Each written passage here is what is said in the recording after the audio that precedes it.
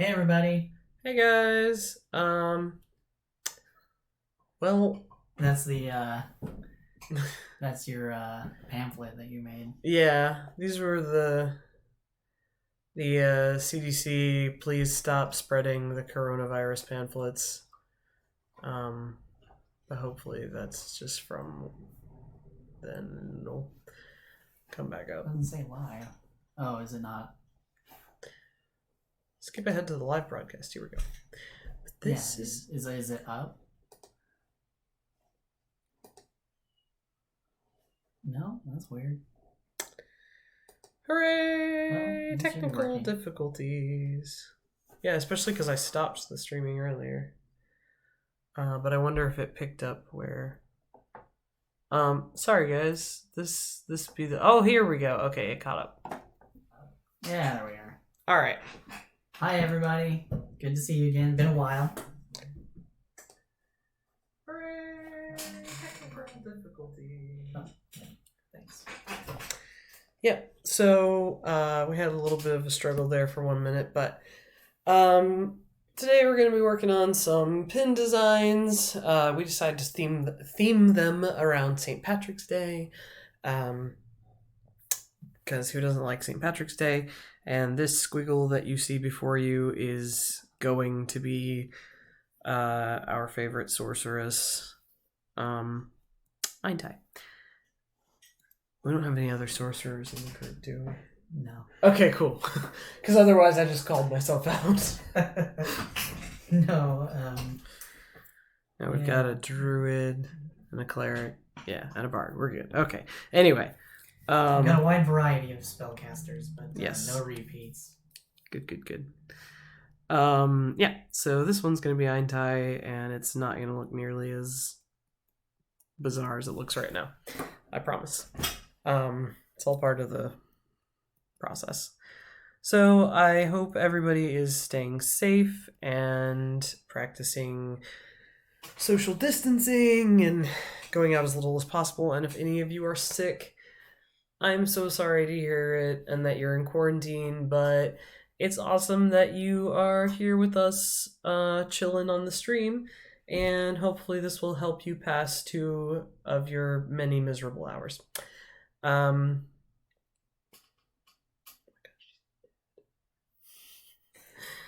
so we hope that you can watch our backlog too if you haven't seen any of those.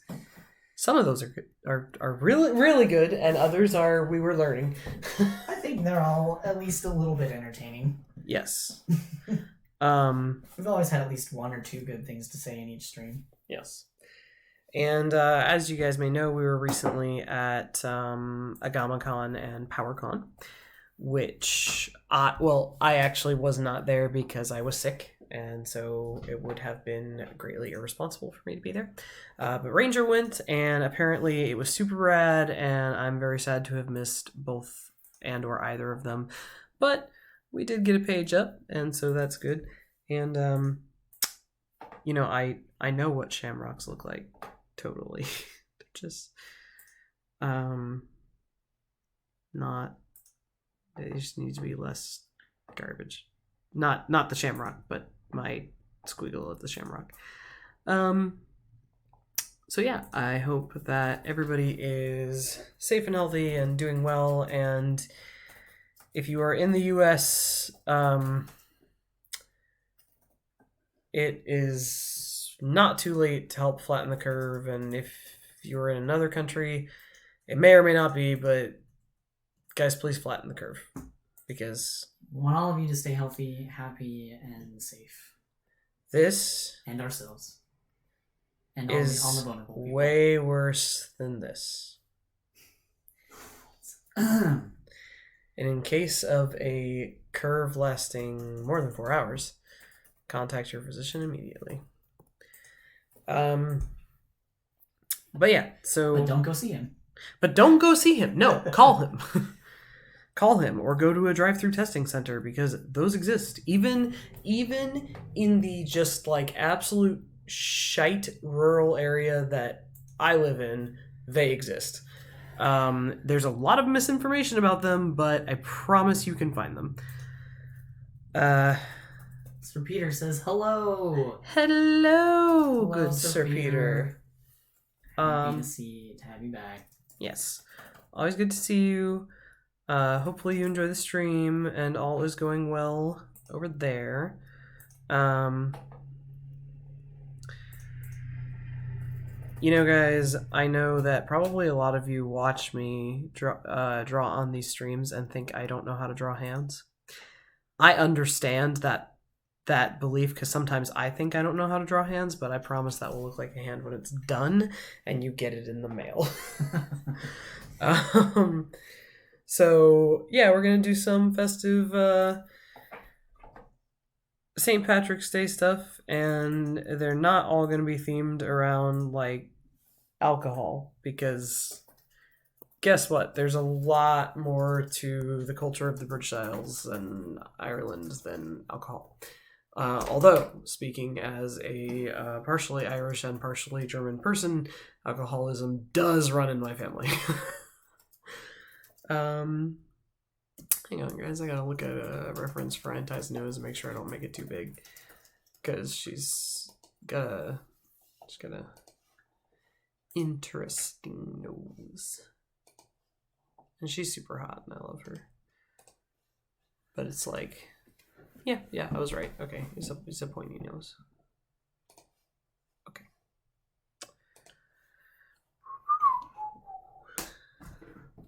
Probably shouldn't whistle. I just realized that sounds awful into a microphone. But yeah, so from what I understand, AgamaCon and PowerCon were super cool. Yes, they were really good. We met a lot of people. They were a lot busier than the previous con we'd been to. We didn't have really any chances to just sit and chat for 45 minutes or an hour like we did with people at AtomaCon. But the first one I was there by myself, and it was pretty busy selling things the entire time, which, that's not bad. Right? Except for my booth was next to this lady making the most divine confections and sweet treats the entire time. People would like look at my stuff, our Threads of Fate stuff, and then look over and be like, "I'm hungry," and go walk over there. And you can't blame them. No, not at all. One person was like, "I really want to buy one of these, but I only have enough for one more dipped Oreo." It's like, dang. Okay. But the dipped Oreos, though, can't blame them. No, it all looked pretty good. She was giving out free chocolate-covered gummy bears, to people who weren't me. That sounds horrifying. It sounds pretty good, I think. Ugh. But I guess I hate gummy bears, so that's probably... Well, if you hate gummy bears, that would be horrifying. Yep, absolutely. My brother would probably be super into that. He loves gummy bears. One person asked if they were Haribo gummy bears and how close to a bathroom they needed to eat it. Right? Well, the story about the sugar-free gummy bears becoming the ultimate revenge candy. Yeah. So, can't blame them. It's a pretty funny story. But it went really good. We actually, we've developed a new product that will be on the Discord store soon. We are now selling character-themed dice bags with a character pin on them. And at Con, we were giving away a free set of dice with them. But that was a very popular product. Helped get people to the table. And, that's not a thing that I need to be. Yeah, we're pretty happy with the con. I met some cool people and saw some cool cosplay. I wore my sweet top hat. Steampunk top hat. Mm-hmm. And I hope you guys will check out the dice bags we're selling. They're knit by my lovely wife. They're crochet. Or crocheted, yeah. I was actually just thinking about that conversation I was having with somebody about knit versus crochet, and so I, of course, said the wrong one.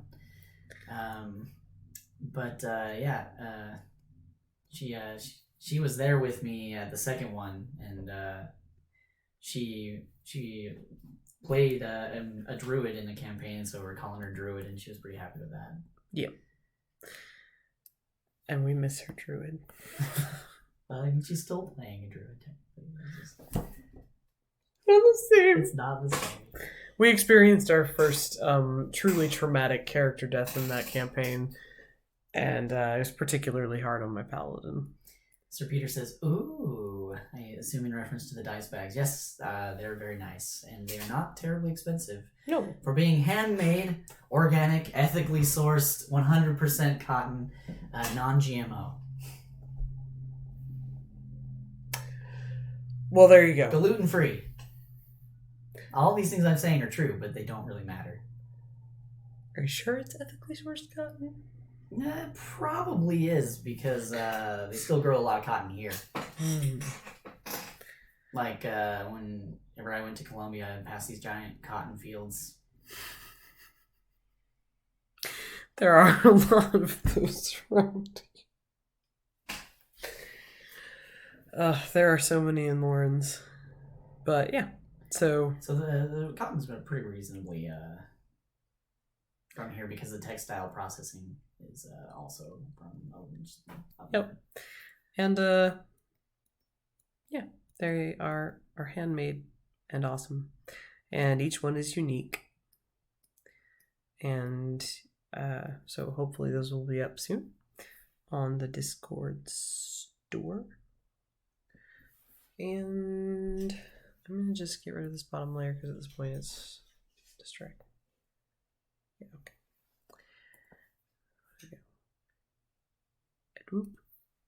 Edward. All right.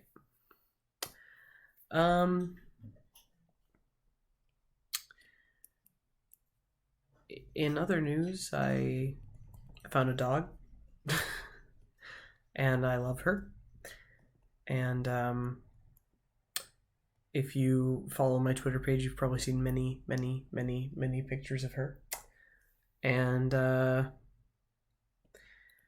you know, so hopefully she'll be fun to be quarantined with when I am almost inevitably quarantined, because the coronavirus has been slowly creeping upon our county.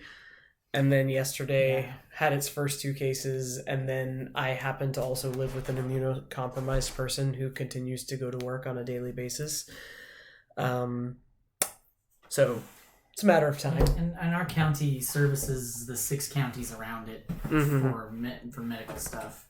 They don't have their own hospitals. And very badly, I would add. Well, yeah, unfortunately. I legit know people who work at this particular hospital who are like, please don't go to this hospital. It kills people.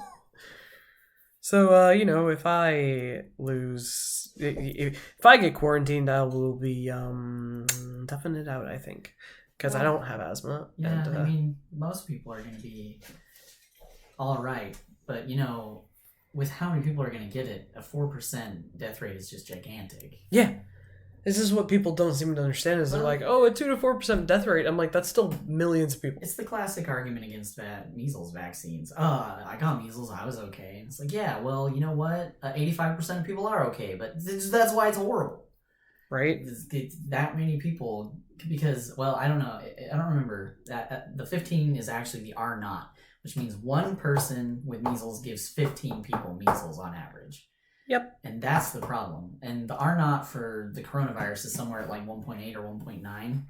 Yeah. But the flu is like 0.7. Not everyone who gets the flu even gives it to someone else. Mm-hmm. That's why it's not so bad. And everyone's like, coronavirus is just bad sneeze. And I'm like, well, for someone, it is. And for another person, it's nothing. You know, you don't even get symptoms, or you get a fever for a day or 2, but that's not what it is for everybody. And I give it to a bunch of people. I am unfortunately probably not one of those people. No, probably. With ongoing health issues and the fact that the minute I get a fever, my brain absolutely melts and I can no longer function. So hopefully, we're doing our best to practice social distancing, but still got to go to work.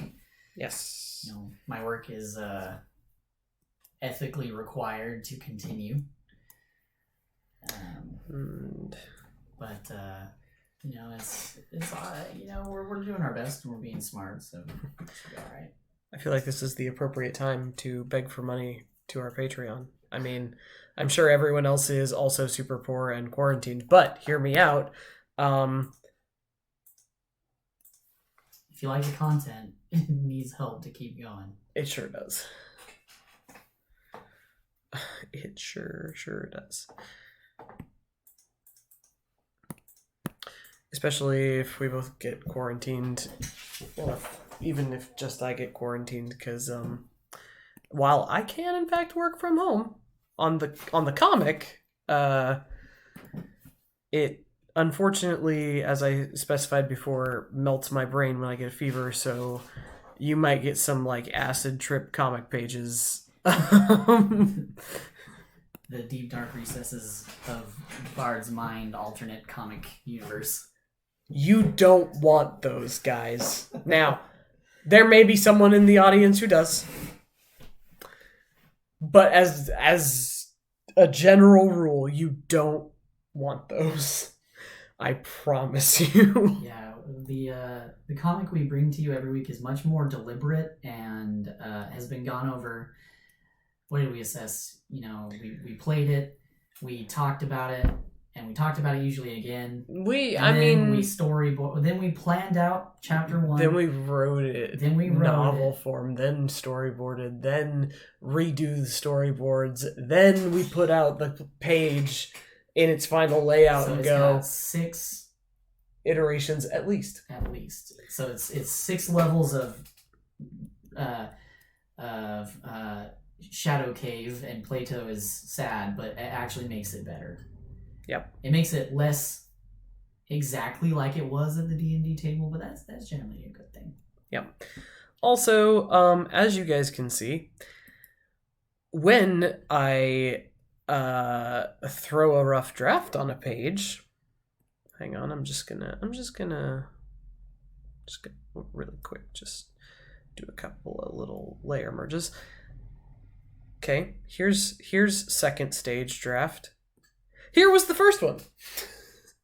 So they steadily increase in quality, and I promise you, although you might be amused by the initial attempts, you don't want them as your comic content. And a plug for all the teachers out there, that's why you never turn in your first draft. Always do a rough draft and then a final draft at least. Right? When you're writing a paper. Same with a comic. Absolutely. True of comics. I have worshipped at the altar of Bolshevikus for all of my academic career. As a general rule, it's turned out well for me, but I understand why. Doth always turn eventually. Well, he hasn't turned on me yet. So hopefully when he does, it'll be inconsequential. I remember one time in college, in one of my first classes, I wrote a paper and the professor was like, this is really mature writing and, shows a real depth of thought and blah, blah, blah, blah, blah. And then I turned in my second essay and he was like, what happened? This isn't even by the same person. Right. And I was like, well, the first one, I had lots of time. On the second one, I didn't. Yeah, I didn't tell him that, but he was like, what happened? I may have told this story on the stream before, but I butt fucked myself with a cactus in my high school art class because I was really excited going into it, and I didn't realize that my teacher was going to be a lunatic who destroyed my self-esteem for years and years and years. And the very first assignment she gave us was I want to see your take on St. George and the Dragon, and it has to include a dragon, the maiden, St. George, and the rest of it is up to you. Preferably do it on something bigger than just standard paper because you want to have plenty of space for layout.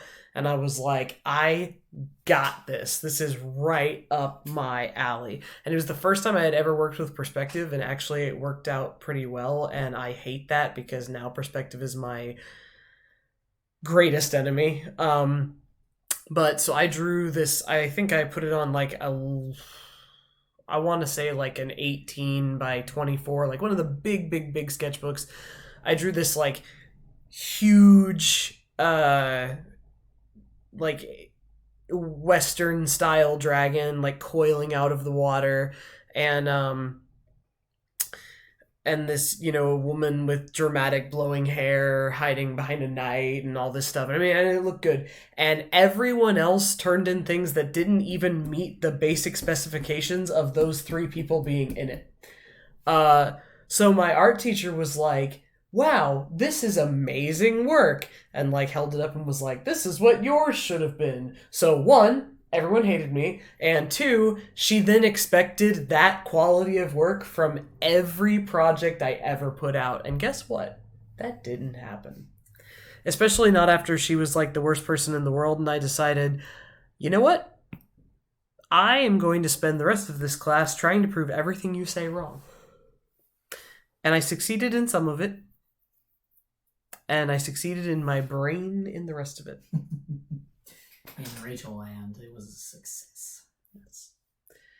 But as we've assessed, Bardland is a scary place to be and to have made comics from, so we don't want to do that.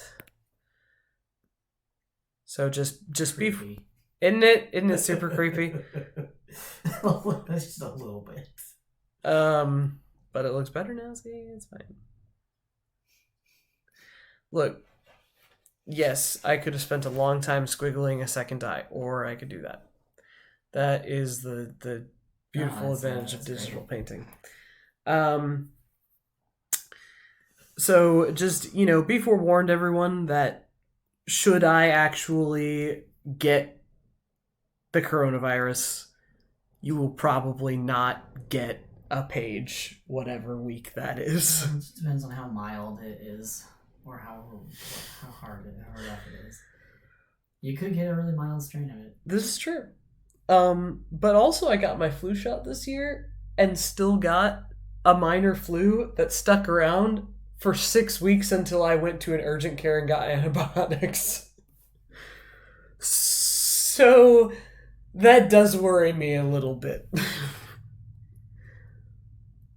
But, trying to take these echinacea, zinc, and vitamin C gummies every day. They've been doing me pretty well. Only gotten sick once in about a year and a half since I've been taking them. Yeah, I think what I think is a good multivitamin, but also I take that on top of my multivitamin. Yeah, because echinacea, zinc, and magnesium and vitamin C don't always come together for some reason. Right, and neither does L-lysine, which is also really good for your immune system. But also I take like 27 pills a day, and I hate adding things to them. And at some point, I start worrying like, how much can I add to this cocktail before it starts to become, one Jello shot away from a hospitalization, like a Miami spring break level of dangerous. Actually, when I went to the urgent care, it was for two reasons. It was one, for this persistent like flu that kept leaving and then coming back and then leaving and coming back and was making my life a nightmare. But the other one was because I had severely injured my leg, and he was going to put me on a steroid and antibiotics. And then I was like, hey, before you prescribe me that steroid, can I tell you about this cocktail of medications I'm on for my brain? And he came back and was like, so I looked up all those, and I looked up all the side effects with steroids, and we're just going to skip the steroid, and I was going to give you a Z-Pack, but we're going to skip that too, and I was going to give you amoxicillin, but we're going to skip that too, but I finally found an antibiotic that won't mess with any of those. And I was like, hey, thanks for caring enough to do that, because I could have murdered someone. Yeah, right? Hopefully, that doctor you said was very interested in what you were saying about the comic and Yes. so hopefully he's checking this out. Yes, that would be awesome, because he was a really nice doctor, and if he is watching, you're a really nice, competent doctor, and that's surprising and awesome to find in Greenwood. It's always nice to have a doctor that listens to you, checks your concerns, but then doesn't expect you to solve them. Yes, because it's usually one or the other. Because WebMD, man, that's what I got, and it says I have cancer, and I'm pretty sure I don't. Right? Yeah, I went to an allergist like last year who was thoroughly convinced I did not have seasonal allergies, despite the fact that I've struggled with seasonal allergies my whole life. And my eye doctor was like, hey, you need to get allergy eye drops because you have really bad seasonal allergies and your eyes are all red. And then an urgent care doctor told me I had clearly seasonal allergies, and then actually the allergist herself, when she came in, was like, you definitely are suffering from some kind of seasonal allergy affective disorder, but we'll see what else you're allergic to too that might have been causing the skin breakout. And then she came back and was like, well, it came out negative for pollen, so I guess you don't have spring allergies. And I'm like, well, you also had a trainee doing all the tests, and I'm not sure I believe that. And then this most recent time to the urgent care, he like took one look at me and was like, what do you take for an allergy medicine? And I was like, generic Claritin. He was like, haha, no, and prescribed me something much, much more powerful. So, yeah. And a really interesting cocktail of over-the-counter and prescription. It seems to work. It's the first time I've ever had allergy meds that actually seem to work. So I'm pretty glad about that. Which is good. I mean, of course, it does worry me with you and Druid being, having respiratory problems already, because that's apparently a huge problem with COVID-19. But yeah, it stresses your lungs out, and if they're already stressed out, it's a problem. Mm-hmm. I was reading an article. I don't know how true this is, but it seems reasonable. If you can breathe in deeply and hold your breath and release it for more than 10 seconds, you don't have COVID-19, because COVID-19 should irritate your lungs to do that. Well, John Oliver says that's very not true, but I don't know. I watched all this COVID-19 stuff. When did he say that holding your breath is not any sort of test? Because it doesn't tell you have it. The most recent one that he did without an audience in an empty studio because their whole building was infected with coronavirus. Yeah.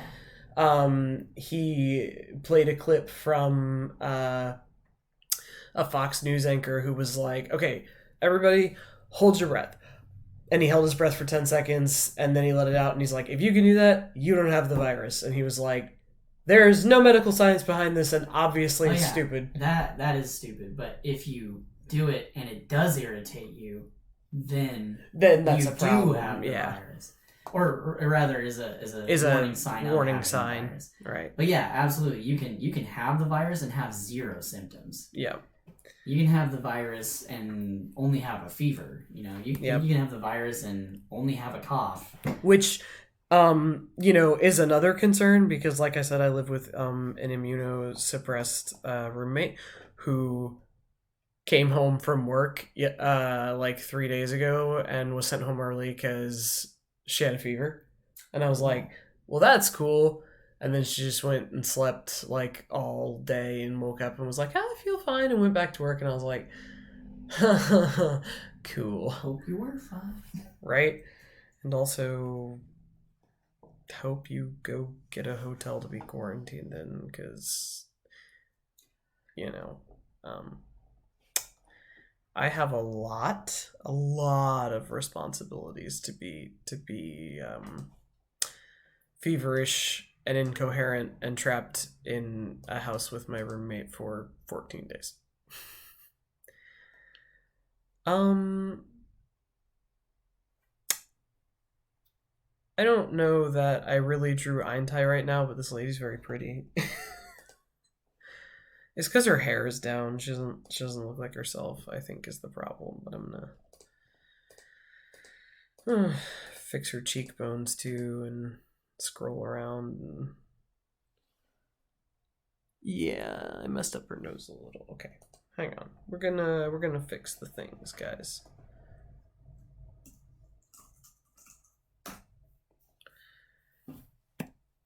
Sometimes I get distracted talking and I just draw attractive people, and there's not necessarily anything wrong with that, but it's definitely not it's not the most productive way to create art. We're gonna move this over a little bit.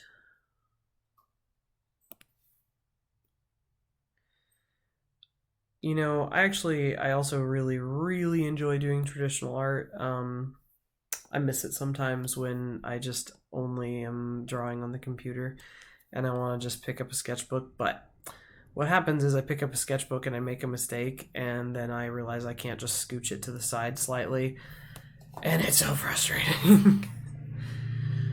Because then I have to erase like so much stuff, and then something I didn't mean to erase always gets erased. And like, for instance, the other night I was doodling and it was a four-armed character, and I just drew him with two arms. And he looked quite handsome, and I was like, "Yeah, this is great." In fact, those lines on his back, they're perfect. I wouldn't change them for the world. And then I realized, oh, well, I kind of have to, because he's missing a whole big chunk of his torso. So he got to be two-armed Mephism, because I couldn't fix it. Polymorph spells be a thing. This is a true story. Not usually a thing rogues have, but they can be cast upon someone else. It's true. He's like, yes, polymorph me to look exactly like myself, but only with two arms. Then I'll have so much social validity and trust. He's like, then people will think I'm a tiefling and only hate me mostly. But then, because I was so frustrated that I had forgotten his other arms, I gave him tiny little baby arms, and they were terrifying, and then I just put it away. And Deadpool goes, "What's wrong with that?" Right? It feels so big in that hand. I'm like, that tiny little baby arm isn't gonna reach anything. I'm sorry. Oh, Deadpool. Yep. So not for kids. So not for kids that they ran an ad campaign of Ryan Reynolds talking about Santa not being real. Your parents are probably going to get a divorce. This, that, and the other. Like, the most inappropriate things you could ever say to kids. And he's like, and all of these are reasons you shouldn't take your kids to see Deadpool. Because that, plus all the other shit that's in Deadpool. And yet there were still all these pissed off parents who took their 7-year-olds to see Deadpool and were like, this is so inappropriate. And I'm like, it's a Marvel movie. Fuck you. Yes, but Marvel's got a bit of a range in it. Right? Not everything has to be Guardians of the Galaxy. Thor Ragnarok. Sorry. Nothing I'm kind of calling anything or anyone out or whatever, but... But at least Marvel's not DC, where they're trying to prove they're not for kids. Right. That's my biggest problem with DC. I mean, they're more humorous stuff. I like a lot. Even the adult content, but like the desperate amount of angst and blood and violence that's in, especially a lot of the content on... I'm sorry, guys. I keep trying to zoom in and out, but my pen and my mouse interact with the stupid screen at the same time sometimes, and it messes things up, so I have to kind of like recenter. But yeah, the just absolutely desperate need they seem to have to add as much blood and gore and angst as possible to be like, we're for adults, is just, it's like, because kids don't have any money. Yeah. I'm small. I have no money. You can imagine how hard this is for me. Okay, I'm about to do some freaky shit again. Just prepare yourself.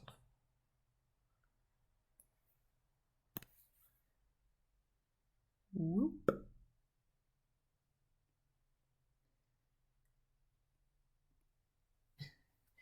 And Yennefer goes, "Oh, it's that easy?" Right? Yeah, well, it would have been that easy if you just would have told Geralt what your friggin' wish was. Sorry, Yen. I want everything. No, you didn't. You just wanted a fucking baby. That's not everything. But, she was using phrases from her training place that he would have, of course, have no way to understand. Yep. Training lady would have understood immediately what she was talking about. Yep. And he's like, okay, well, I wish that you don't die because And I don't Monkey want to gets a freaking lose sleep. you, right? And then the Jan's like, sweet, she's your bullshit now. And then she's all like, trick me. Can't wait though for Season 2. Season 2, but who knows when we'll get new TV ever again. Right? Everything that I want is canceled. Not canceled, but delayed. The Lord of the Rings show and the Wheel of Time, it's all delayed. Mm-hmm. Didn't actually hear if The Witcher was, but it probably is. It almost certainly is. Which is a shame, but I have the books to keep me company, and they're so delightful. I have 2 of them now, and I'm working on being able to afford the 3rd one. But pretty excited about the Lord of the Rings show. It just seems like it's going to be good. Yes. And Amazon is not afraid to pour some friggin' money into and they're not decent afraid TV. to tell them it's not good enough, try again, because they did. Yep. And they're also not afraid of Peter Jackson and his please stroke my dick complex. Well, with the movie rights, there was no veto right, but the estate has veto rights with this. Yep. Which is good. And they should. Yep. And I think that Christopher Tolkien saw the tragedy of the Hobbit movie and was like, no TV show's going to be made while I'm alive. And then he gave up the estate and died very soon after. So I think that's why we have a TV show, which is really sad because Christopher Tolkien did a great job of curating his father's legacy. But I mean, he saw it get messed up so much that I can't blame him, but I am pretty excited for a TV show. Yep. I think an episodic TV show will do very well for content, for Middle Earth content because it's so episodic and so many different. It's a mythology, not just a story. So I think it'll be wonderful. And I have high hopes for the TV show. Yes, I do, and I did for The Hobbit too, and I was sorely and grossly disappointed. But Peter Jackson's not involved in this, so yep, might just be good. When straight up Orlando Bloom looks at you and is like, "There can't be any effects that you're putting on this that's gonna make it not look stupid," and you're like, "No, it's gonna look good," and then, well, Peter, it didn't. Yeah, Peter. Hey, it didn't. Because neither the barrel scene nor Legolas just flying at the end of the last movie, instead of falling, he just flies up some rocks. Like, it's falling with style. It's falling up is what it is. Yep. Yeah, and there was this interview before the movies came out. He was like, I know that Legolas wasn't in the books, but I can kind of see where they can squeeze him in because he exists in the timeline, and I was obviously honored to be asked back, and yada yada, and he was being respectful about it, but I think he also kind of knew Peter Jackson's shit at that point, and was probably a little bit concerned about Legolas getting turned into another one of Peter Jackson's OCs, and he was 100% right to be concerned about that. Yeah. I mean, it's not like Orlando Bloom could have said no to coming back as Legolas, right? Nor should he have. But you either die a cool character or live long enough to see yourself become shitty. Yeah, that's the story of cinema and television. That's actually a very interesting thing I read with I don't know if you've ever read any of Brent Weeks' books, but he wrote a series about this assassin who basically starts from nothing. He's a gutter snipe, and ends up becoming a demigod, immortal, etc., etc. And somebody was interviewing him about it, and they're like, so are you not worried about the point where your character becomes basically a Shonen Jump character and it's too OP and nothing is bad? Yeah, they're very connected. Well, yeah. Alright, so hopefully this comes back on in a second, and if you guys heard our many technical difficulties, we are practicing responsible social distancing and have a bit of an interesting setup right now. Which, if it could work in the long term, would actually be a good solution, but it's not gonna. Well, it just...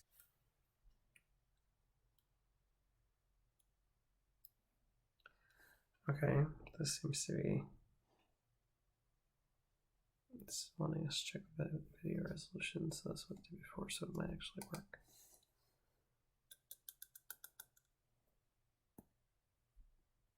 Okay, the stream health is good. Oh my god, yay! Just still not working there, but... We're back! We hope. There it is. Our stream just decided it was no longer receiving data from the streaming service, and that took a strong minute to figure out why. We have defeated the technical difficulty demons for now. Yes. So anyway, I don't have any idea what we were talking about before, but I drew some music notes, and we had a scary, scary fun time. It's so crazy that there's a shadow of it for like a second after you erase it. It's because my eraser originally wasn't set on erase 100%. So it was like on 99%, so there was the tiniest shadow, so I had to go back over it. Okay. But yeah, anyway, so here we are, and we're going to draw some shamrocks. Which, if I am not mistaken, that is not even close to the shape that I needed. They're like... Thanks, anybody who stuck it out and is still here with us. We really appreciate it. Yes. As I said, this is not our normal setup. In fact, we have been going from setup to setup to setup because we lost our regular streaming space. And it just kind of has been a whirlwind of figuring it out from there since then. And now with like the quarantines and everything, it's just been fantastic times. So once again, this is not what it's gonna look like when it gets mailed to you. I put this on the wrong layer though.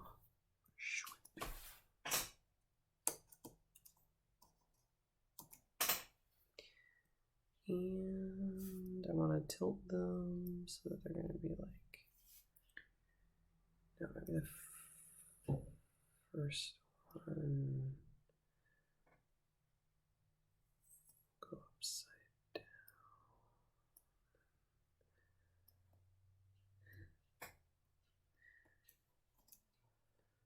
The second one will go like slightly more to Sorry. It never ceases to amaze me. Sorry, I'm mumbling, guys. Don't People that say that this isn't real art, that's dumb because it's super rad and it's very artistic. And very difficult at times. I mean, it's got some really cool shortcuts, but that doesn't make it less art. That makes it smart art. Right? But, you know, tell that to my high school art teacher, who I wasn't even doing digital art at that point. I was just struggle busting my way along, and because I liked anime, I apparently didn't know what art was. And P.S., if you ever see this, Gina Snyder, fuck you. And if any of her children ever see this, pass it on to your mom. And like if she's dead, go to her grave and pass it on to her. Because you almost destroyed my life. Because you're the worst. Yeah, I mean, it would have been terrible if she'd have driven you away from art forever. She came close. It took me a couple of years, and also, like, my parents finally intervening on my behalf when they were like, how are you failing art? What is happening? And I just, like, broke down crying and told them about all the bullying she was doing, and they were like, oh, well, let's get you out of here. Yeah, let's not do that anymore. You know, teachers have a really large capacity for good and bad in kids' lives. Yep. And then they were like, well, you still have to take another creative subject. And I was like, put me in writing. And they were like, okay. And then I wrote a story about depression that made everyone in my class cry. So I succeeded. But also, my parents probably should have checked me into therapy. Yeah. It made my teacher cry. She was like, "This is some very personal stuff, I think," and I was like, "Opa!" It's like last semester, all I had was suicidal thoughts and no self-esteem. Yeah, that lady was the worst, and I hate her. Oh, sure.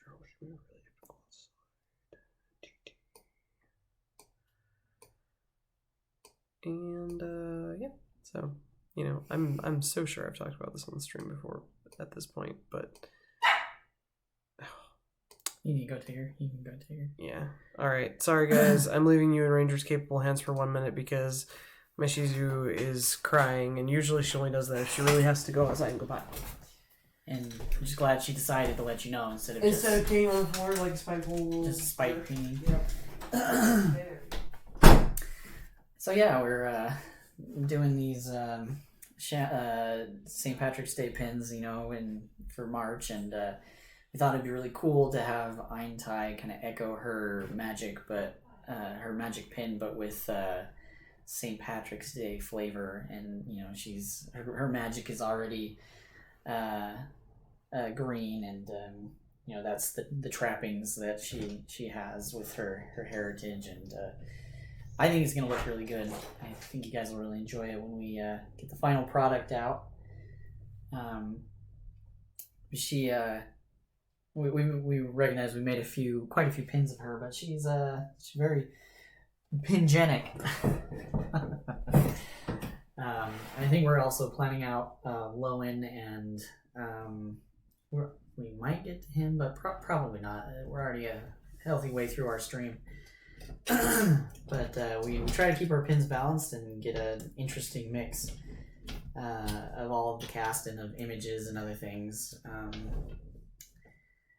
because we spend a lot of time on this comic, and oftentimes we'll lift images from the comic, like with our Mondays pins, which I really like. Had a few people at cons come up and be like, "Oh yeah, for sure, this is Mondays." Especially the one with the zombie that is face down in the mud. That's a pretty good pin. I think we have an Einstein in that set too, with her angry face. But yeah, our holiday pins actually did quite well at the cons. Particularly our "You Are Loved" pin and the whole Valentine's set. People really liked all of them. Nerida and Cheshire and Alex, with their various states of their various heart levels. But yeah, we try to consider all the months that go around it. And if you like the superhero set, we'll probably be finishing that one in June for Heroes Con. It should be a good, or possibly May. Maybe. Oh, sorry, baby. Oh. I returned. You talking mad shit about me? Yeah. It was like, oh my gosh, that Bard and her freaking awesome art.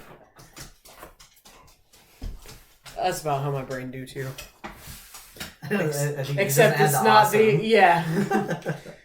No, I was talking about how we wanted to echo Eintai's magic pin and how it would be cool with the St. Patrick's Day trappings in it. Yeah. I was talking about holiday pins and the con, and that will finish out the superhero set later in the year. Yep. Yeah, like I was saying, the "You Are Loved" pin did really well at the cons, as well as the entire February set. That's good. People would that was the most often purchased complete set, followed by the Chibis. Well, I really liked the February set, and I had a lot of fun doing them. And it was cool because it was a style I had never really done before. And so I got to kind of experiment with that. And yeah, so I really liked those ones. And I was just like, look, nobody doesn't need to hear they're loved. So since we have like an angsty Valentine and then like a semi-angsty Valentine and then like a super not angsty Valentine, we need like a... Yeah, we get it. Everybody's forever alone Valentine. If it's any consolation, so am I. So, I mean, I have my wonderful dumpster dog, who I love more than most human beings. Like, I mean, if a random stranger and Vivi were both running in front of the bus, I would say Vivi. But unless that random stranger was like a child, and then I would just throw myself in front of both of them and hope to absorb the impact enough to save both lives. I don't think buses work like that. Well, you know what? It's a noble sentiment, though. At some point, the bus has got to stop with the amount of people it's hitting. After the first splatter, you gotta hit the brakes. Getting fired. We know that. The poor bus driver. It's just like also Superman somehow dies. Superman somehow dies, but he'd be the head villain. It didn't matter because he's just gonna come back to life because he's a shit character with shit stories. I mean, and there you go. Don't listen to that, any of our comic friends, but I just isolated myself from half the comic world. Don't mind me. Look, Superman's cool, but that isn't. he can be. Yeah, I mean, I'm just gonna say it. I didn't like Henry Cavill until I watched The Witcher. Yeah. Now I love him. Henry Cavill, or The Witcher saved Henry Cavill for me because up until that point, I just stared at him and wanted nothing more than to punch him in the face. And then I was like, oh, but he's actually a good actor, and oh, now I can associate him with Geralt and not the most garbage DC character ever made that everybody loves for some reason, who is a schmarmy piece of garbage. I have a friend who likes Superman because he likes the idea of a character that, you know, he can unabashedly. There is nothing bad about him in the sense of evil, right? But he's the first to be like, oh yeah. I mean, like, he's not the best. That's what you have GG for. But yeah, I mean, I don't know. For me personally, I hate the heroes who won't kill trope. Yeah, because sometimes the right thing to do is to kill. Yeah, because if Batman would have just killed the fucking Joker, he would have saved thousands, if not millions, of lives at this point. Yeah. Not to mention very close people to him.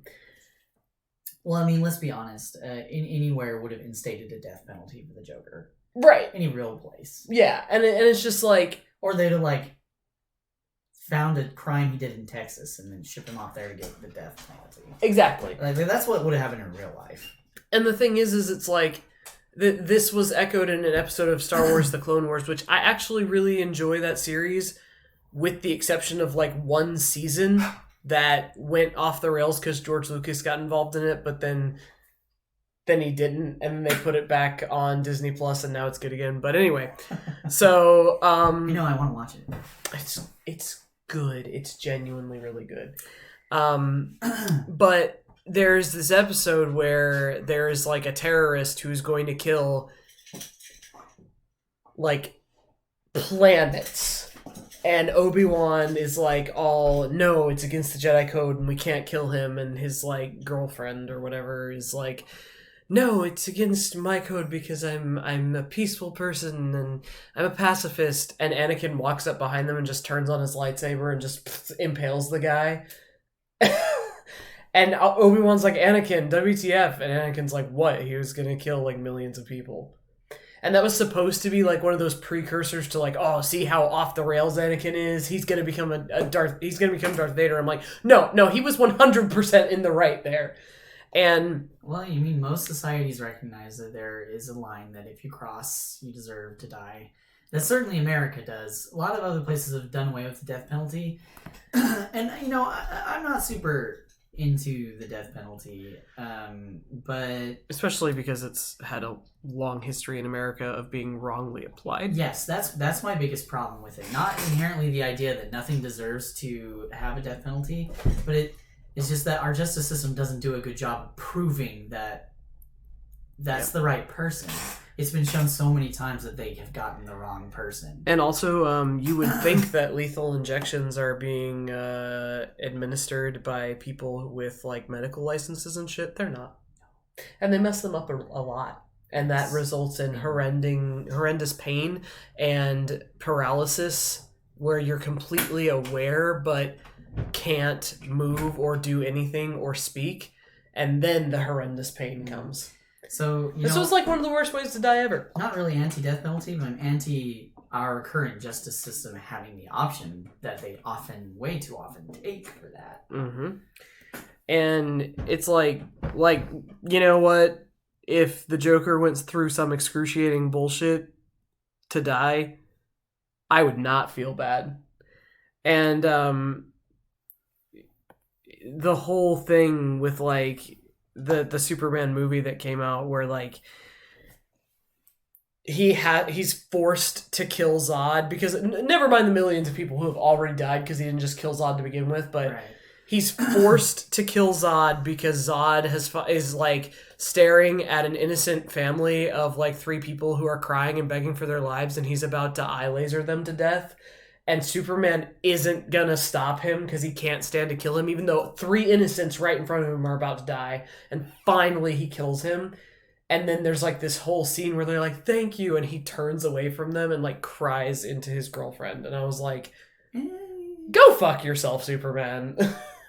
Yeah, and you know, that's kind of why I like Batman Beyond, and the movie about the Joker Returns is really good because like kind of shows the consequence of a lot of that. I mean, yeah, absolutely. And then spoilers if you haven't seen it and don't want to watch it, or do want to watch it, and you know, but it's really old. Should be all right.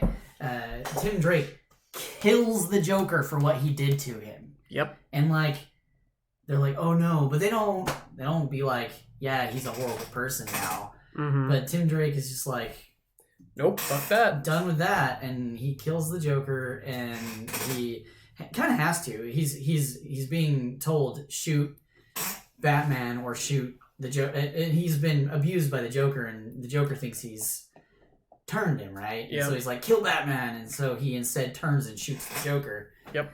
And none of them go, oh, you shouldn't have done that, Tim. Right. Well, because that in principle it's just dumb, and it's really frustrating.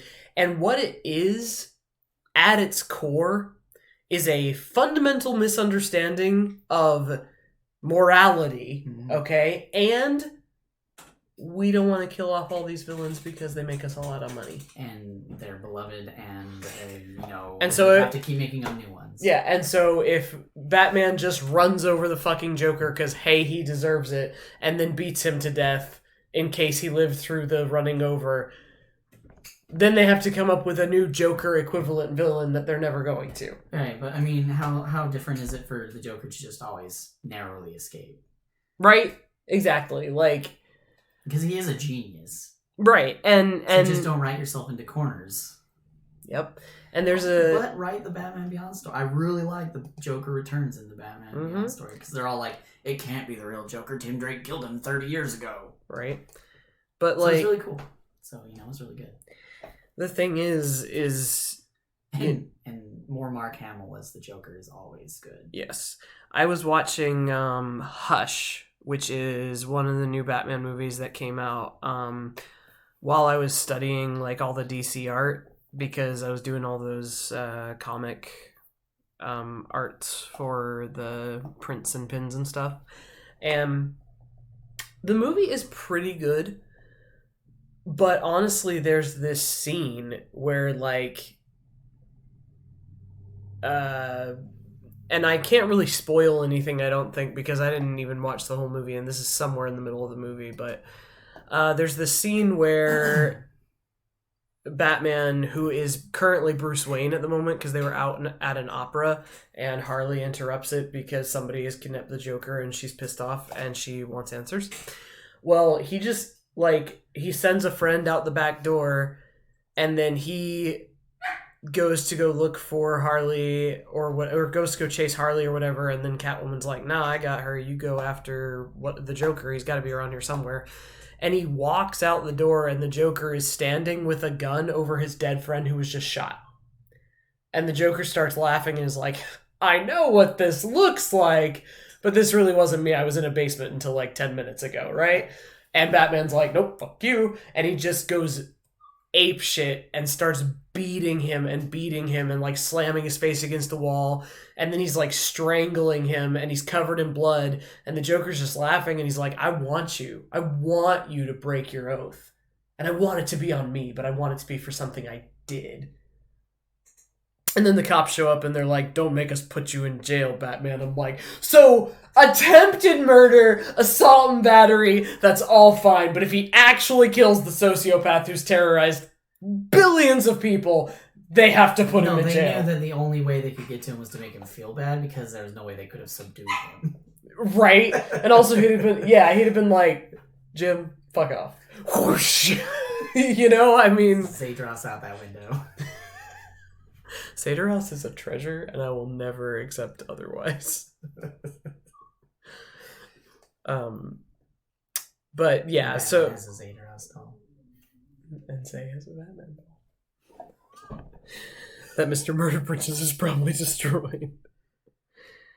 But yeah, so it's just one of those things that really frustrates me, and it happens in a lot of TV shows and a lot of comic books, and I'm just like, no. Some people, like, just kill them. I mean, and I can't talk about Threads at all in this context without spoilers, but suffice to say that, like, if the Chungus zombie had been like, "Oh, I only tried to kill you guys because I wanted friends," Alex still would have been like, Too "Nope, fucking bad. Too bad," and ripped his friggin' arms off. Yeah, Alex doesn't have a no-kill oath, that's for sure. No, I don't frankly think anyone in the party does. No, nor would they ever be interested in it. Mm-hmm. I mean, the closest one is probably Mimi, because she, like, wants to problem solve before she just chops someone in half, but I mean, she did go full frontal assault onto that Chungus zombie immediately, because some things just need to go. I think the only person in that whole universe maybe would have been Patience, and even then, she's like, "This is what we gotta do." She's sensible. A monk. Hope you guys get to meet Patience one day. Yes. That was creepy. Sorry. I had to see if there was an error that I thought was there, and it was there. I'm sorry for the barking, guys. My dog, she does not usually do this, but my roommate usually comes home by now and takes a nap and takes her to bed with her because she wants a snuggle buddy, and she's kind of turned my dog into a little bit of a piece of shit brat who thinks that if people are on the other side of the baby gate, she should be sleeping. And I have done my best. She's just being a piece of garbage. So if you can hear the Shih Tzu barking in the background, I'm sorry. I would rather be at a library right now, where there was quiet. But if she doesn't give up in a minute or two, I will go and lay down the law, and hopefully that will, work.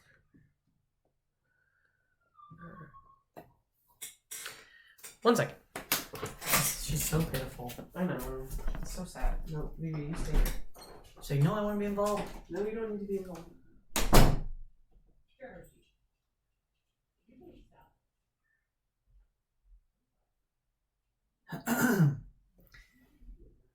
I really like Aintai's green. It's very vivid. And her shades, and I think it all works pretty well together. we worked pretty hard on making all the characters very visually distinct and interesting. So I hope you guys agree that they're all very visually arresting. Well, if they're not, then I don't know what I've done with my life, because basically the only thing I'm capable of is drawing hot people. and Ranger's like, and we need this monster, and we need this monster, and oh, it would be so cool if this panel had this monster with all these other monsters crawling on it. And I was like, okay, cool. So what I'm going to do is I'm going to draw a bunch of hot people crawling on another hot person, and then I'm going to just start taking pieces off until they look like monsters. Thus the Chungus zombie scene was born. Yep. It makes me really sad because that Chungus zombie was built upon the skeleton and muscular structure of my paladin. And then just a bunch of hot people that got massacred. Yes. Somebody destroyed the Academy Awards. Yeah, right. So, if you happen to find yourself going, am I attracted to zombies? It's probably not actually that you're attracted to zombies, so much as it is that I am grossly incapable of drawing anything that isn't at least a little attractive. Yeah, eventually there will be ghouls, and we'll just have to see how that goes. I have no comments.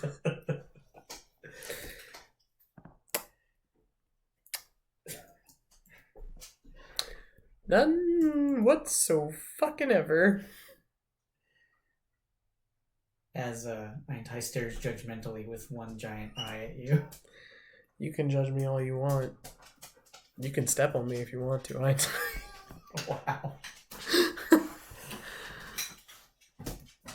Oh gosh. Phoebe, you're okay. She's like, the other dog was whining. Now I need comfort because don't think about it too hard. Just try me. Because I'm not scared of anything, but pretend right now because getting pets is good. Yeah. Well, she's a dumpster puppy and she needs her pets. Yeah, you don't. She's the sweetest baby. So you have a giant scratch on you. Oh, many. I have a giant scratch here and then like 3 more down the leg. Gotta have good manners or I have to stop hitting you. Yeah, we're working on manners. I had some bread that was just irreparably stale. Because let me just preface this with I try so hard not to waste food, and I had made this bread and I wrapped it up and I put it in like cheesecloth and then a plastic baggie, and it was like supposed to seal in some of the moisture but keep the like outside crisp, which it usually does. But I didn't realize that because, of course, I was using a recycled Walmart plastic baggie because I'm not going to buy plastic baggies because I love sea turtles. It had a hole in it. And I went to open it to make a sandwich, and it was basically a gigantic crouton. No. No pets? So I tossed it in the compost, and she found it. No bites. Vivi, go lay down. Go get your toys. Oh, shoulder. Come on. Go get your toys.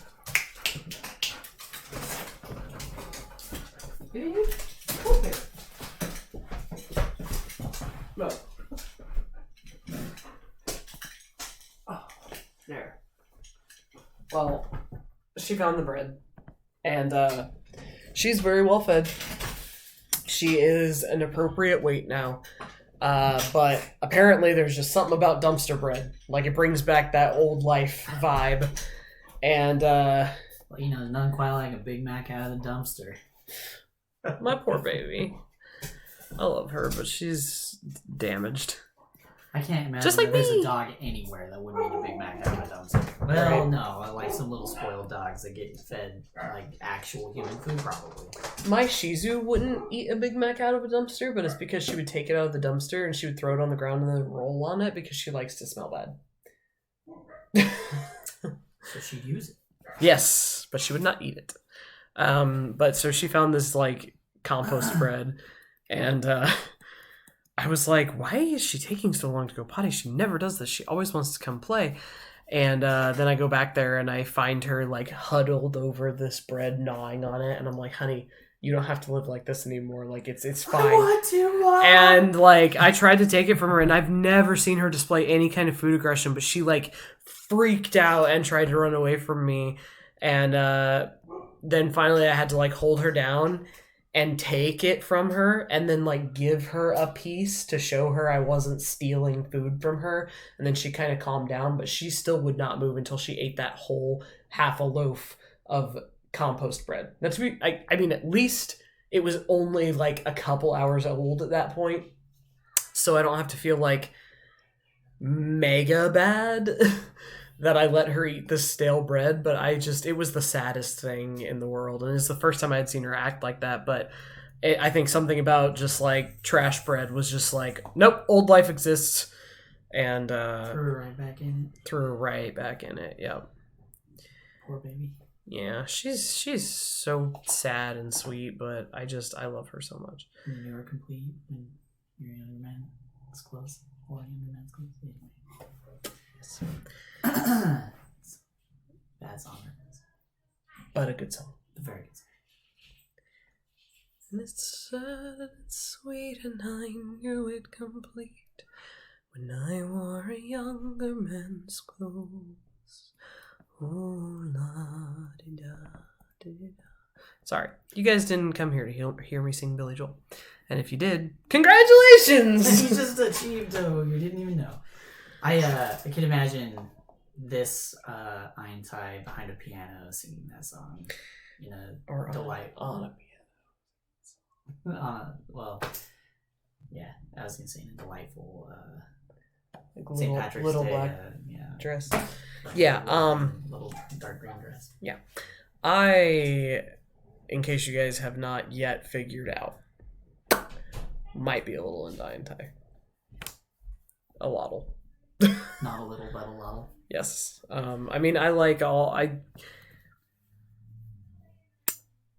there are lots of characters in this comic who are amazing and wonderful, and she just happens to be one of them. And I'm not going to say I think any of them aren't one of them. Well, if you're watching, give us a shout out of your favorite character so far. Yes, I would love to know.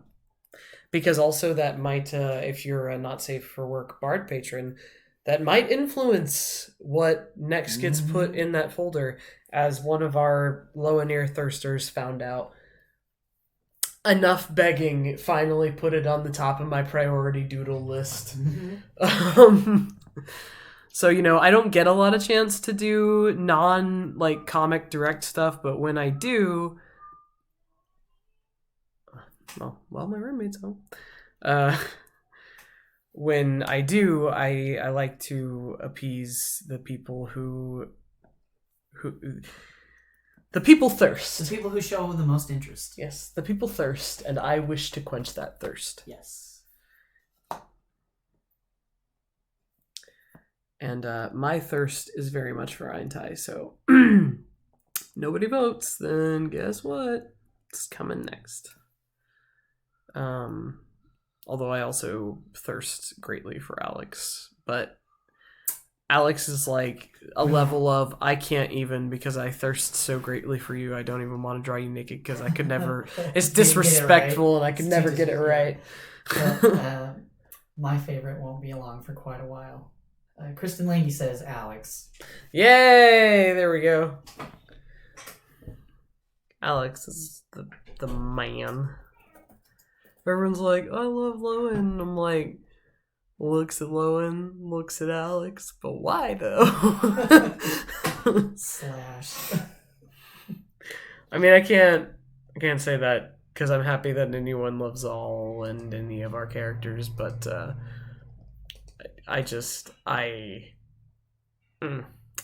love me some Alex so much. And I have been given the feedback that he is the most developed character. It was in a rather rude way, but I was given the feedback. So. Is that the person I was telling you about? Yes. Yeah, it was a little rude, but it at least we know did a good job on Alex. I think Kristen Lang says also Alex. Right? See? Also Alex. She's voting again, Alex. Hey, there you go. That's technically still a second vote. I'm just saying. It's just that Alex is so busy and has better things to do than like masturbate or whatever. And he's like, yeah, gotta keep these idiots alive. You see how hard it is? You've been reading the comic? You can keep them alive with your dick. He's like, how? You figure it out. It's a defibrillator. Okay, so guys, if you're just now joining us, I have the sexual maturity of a 13-year-old boy. And yes, my room is full of, like, posters of hot ladies. I'm not even going to pretend that's not true.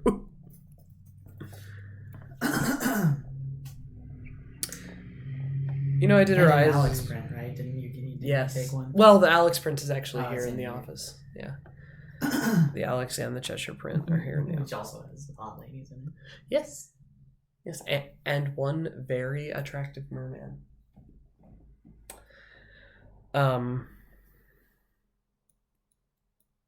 Yeah, so, Port of Alex... Can you check the stream real quick? I might run out of data. Oh, no. I haven't gotten a notification yet. Well, stream. No, it seems to be doing alright. This one's just... Stream health says it's good, and, Oh, no. This stream's going fine. The laptop just... your actual Wi-Fi died. Sorry, guys. We're running on a multi-internet system, and the stream is working, but then the one we monitor it from is not, and yada yada yada. And I just realized that I drew her eyes green because I wanted them to be festive, but then I was gonna do a glow effect, but also her eyeliner is green and her lips are green, and that's probably too much green, so we're gonna redo them orange. I mean, if it's a magic effect and she's all glowy of her color, it should be alright, don't you think? Yeah, it'll just drown out her sexy eyeliner. But that's not the end of the world. Because she's got plenty of other sexy to go around. No internet access. Try connecting to the other one. Typically that just Switch works. between. Yep. That's what I do. Because that's how ghetto and shitty my internet is. Kristen Lange said that dark hair though. I know. Oh my gosh. That sexy salt and pepper stressed out dad hair. I have a general preference towards dark haired characters anyway. I think I did a pretty good job of like varying the or that we did a good job of varying the designs, because if I got news for you, if Ranger had left it all to me, these characters would look a little different and probably wear less clothes. Alas. No redheads in the group. Then. Yeah, that is a crying shame. I like redheads. Red hair is pretty. Yeah, because Oriella was actually almost a redhead. We had 2 design sheets for her, and one was a redhead with like green eyes and like a green magic effect, and the other one was green hair and orange eyes magic effect.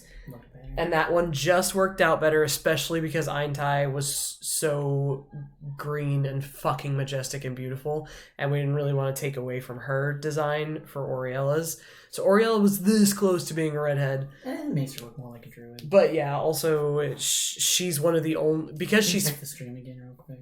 Yeah, because she's Fae, she has the ability to have just non-human hair colors, and so we realized that the stream is good. Yeah. Okay. It's good here on this end. I just had a report from a viewer that they're having trouble on their end. I'm sorry. Whoever you are, viewer, I love you. But yeah, I mean, so it would have been foolish to give her just a regular old human hair color when she can have what the heck ever, basically, that is a naturey color. I did that too dark. Hang on. But yeah, we almost had a redhead, and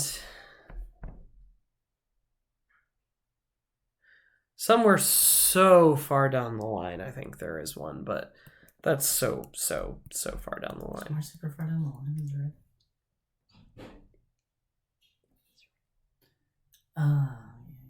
Sort of.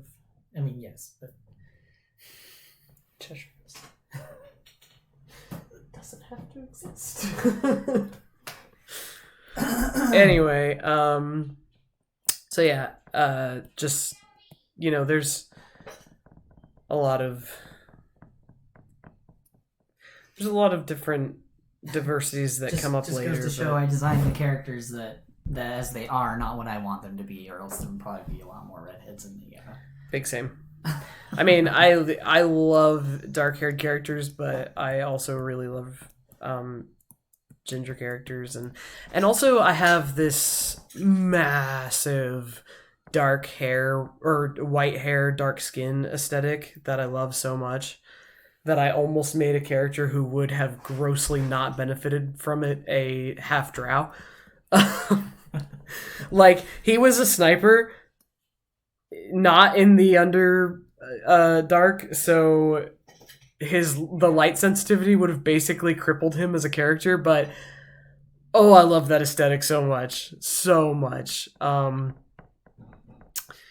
But yeah, so I didn't do that to him, and instead he has dark hair and dark ear ornaments and a dark soul and a dark cape, and he's just the most emo thing that ever existed. Dad. And he just needed a dad. Yep. That's what it boiled down to. But, so sometimes we have to sacrifice but I want this aesthetic so bad for what is better for the comic and for variety and for not crippling your sniper. I've read a lot of forum posts about min-maxing in D&D lately, and I mean, I believe in doing your best and making your character the best they can be. Like, I don't not play a character because it's not exactly what I min-maxed wanted, but I mean, there's no point in not trying to make him good just so you can say you're not a min-maxer. Yeah, I mean, I don't know. I like my characters to be good because I don't like them to die. But as Ranger will attest, there are many decisions I have made on behalf of my characters because that's what my character wanted, not because it was in any way a good choice. And I'm not one of those, it's what my character would do, dicks over the rest of the party people. I'm talking about, like, my paladin took ranks in Sing because in his heart he's a Disney princess type shit. And no one could deny it. No one could deny it, especially because every Sing performance he did after that for the next, 3 Sings, he rolled nat 20s. But, he wanted to follow his dreams and his spirit was a beautiful Disney princess. He listened to Napoleon Dynamite. Just follow your heart. Just follow your heart. And come get your freaking tortilla. Make yourself a dang quesadilla. Yeah, that's it. Give me some of your tots. It's a great movie. It's a dumb movie, but it's a great movie. I watched that movie one single time, and I remember very little of it. Well, I'm from and have family in the area. Like, I've never lived in Idaho, but I live really close to it. And that was just on the entire matriarchal side of my family is of my dad's side is from Idaho. cousins that live in Idaho. Like I've lived that, a lot of those scenes, and I've even been in some of those places. Yeah. So I think that movie definitely appealed to the people it was meant to appeal to. Yes. And it just kind of went over my head a little bit. And my sister, who I don't like, if I'm being perfectly honest, to be gentle, was obsessed with it. So then I was just like, hey, I never want to watch this again. My brother has a Vote for Pedro shirt. It's wonderful. So does my sister. They're not similar people. I know. And I am happy for you. But yeah. I'm happy for people who like Eintide because she's looking really good. Oh, well, thank you. I am also happy for people who like Eintide, but the bulk of that seems to be me. Like, what 3-inch pin do we want? Oh, it should be Eintide casting. Oh, that's a good point. Don't worry. I sold a dice bag to a guy, and he saw Eintide on it, and he's like, oh, wow, she's totally my type. And I was like, oh, well, we have this line of prints you might enjoy. And he bought a print of Eintide. So you're not alone. Good. Because I love this lady. If only. And check out the Not Safe for Work Patreon. Where our thirsty ass artist will probably do shitloads of porn of this character.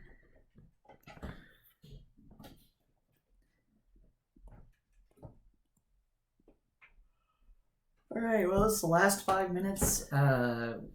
Thanks for listening, everybody, and those who watch later. We really appreciate all of you. Yes, sorry for the technical difficulties, guys. Yeah. And if you enjoy the thread, please consider donating at our PayPal.me or joining our Patreon for varied and delightful rewards, including this pin that we're working on today. Yes.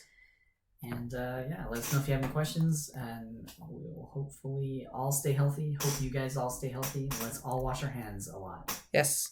Wash your hands for at least 20 seconds. And if you say the ring poem, it's about 20 seconds. Yes. Yes. And if you sing happy birthday to Oprah, it's about twice, it's about 20 seconds. Or if you sing Oprah. Right? Or if you sing the chorus of Candy Store from the Heathers musical. It's about 20 seconds.